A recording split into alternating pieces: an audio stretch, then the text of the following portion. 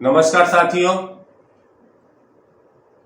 भारत का अन्नदाता किसान एक साल से सड़कों पर है, आंदोलन कर रहा है।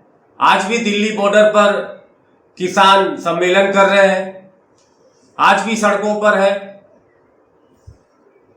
उनके ऊपर एक साल पहले काला कानून लगा दिया गया था। 3 सरकार ने काला कानून लगाया और किस प्रकार से अचानक संसद में कोरोना में लाए और जल्दीबाजी में किस प्रकार से वो संसद में पास हुआ, उसकी कोई चर्चा नहीं हुई, उसकी कोई बहस नहीं हुई और लागू कर दिया गया। आंदोलन चलता गया। किसानों ने बहुत संघर्ष किया। 1 साल तक किसानों ने इतनी तपस्या करी कि ठंड का मौसम हो, गर्मी हो, बरसात हो, उनके ऊपर पानी की बौछार की गई, आंसू गैस के गोले छोड़े गए, लाठीचार्ज किया गया, अलग अलग प्रकार से उनको प्रताड़ित किया गया।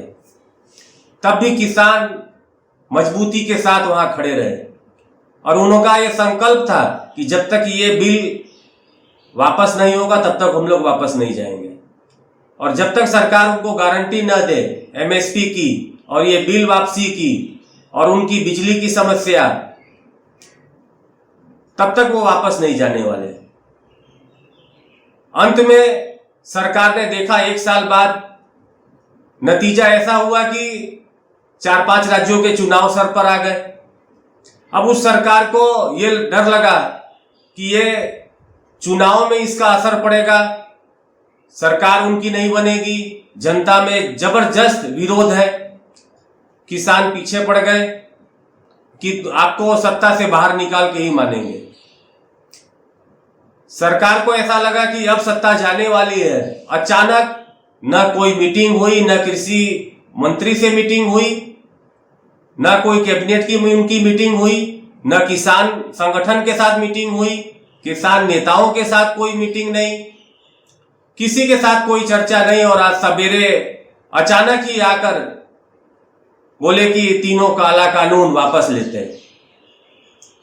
ये जो भय था उनको चुनाव हारने का, ये एक संविधान की ताकत है।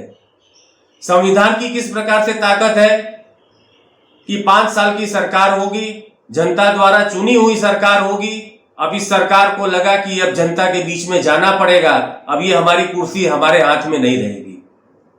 इसलिए उन्होंने अचानक आकर ये बिल वापस करने की घोषणा कर दी। लेकिन किसानों को अभी भी विश्वास नहीं है। उनको कई प्रकार की गारंटी चाहिए, उसके साथ चर्चा उनको करने का है कि क्या क्या उसमें जो कमियां हैं।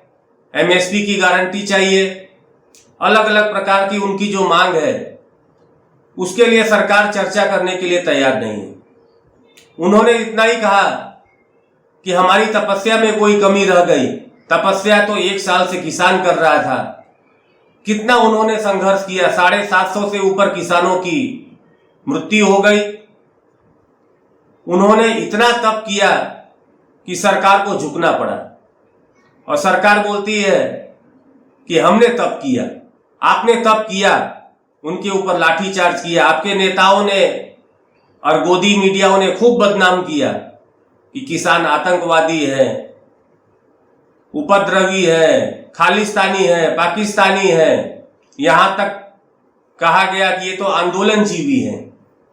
यदि आंदोलनजीवी होते, आंदोलन यदि नहीं करते तो देश भी आजाद नहीं होता।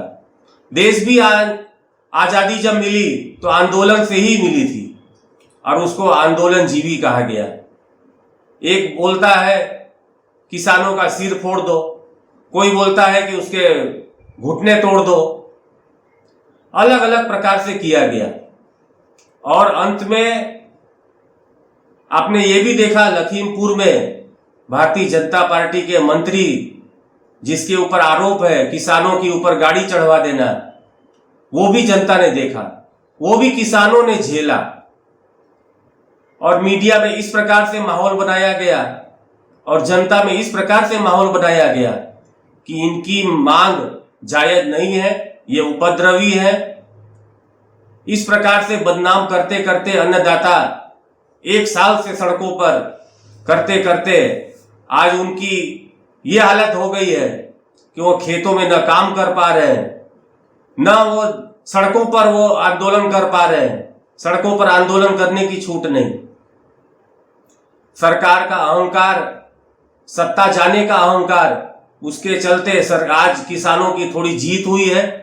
पूरी जीत तब होगी जब संसद में होगा बिल वापसी, उसके साथ एमएसपी की गारंटी होगी और जो किसान शहीद हो गए हैं उनको मुआवजा दिया जाए। जब तक किसानों को पूरा का पूरा मांग और उनके साथ न्याय न हो और जो जो किसानों के साथ व्यवहार किया गया, उनको कुचला गया, जब तक उसको न्याय नहीं मिलेगा तब तक किसान वापस जाने वाले नहीं। आज के वीडियो में इतना ही। जय हिंद, जय भारत। एक नई जमात पैदा हुई है, एक नई बिरादरी सामने आई है और वो है आंदोलन जीवी। आप आंदोलन